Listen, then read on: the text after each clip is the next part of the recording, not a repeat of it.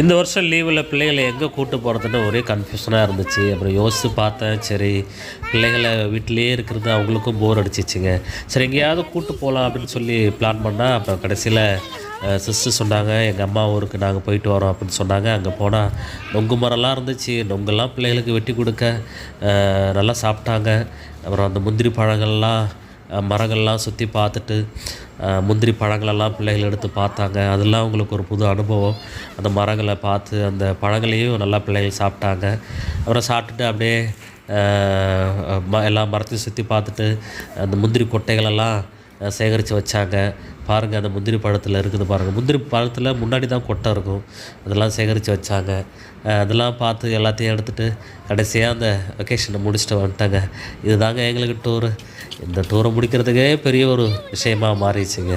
God bless you. கர்த்தர் உங்களை ஆசீர்வதிப்பார். தேங்க்ஸ் ஃபார் வாட்சிங்.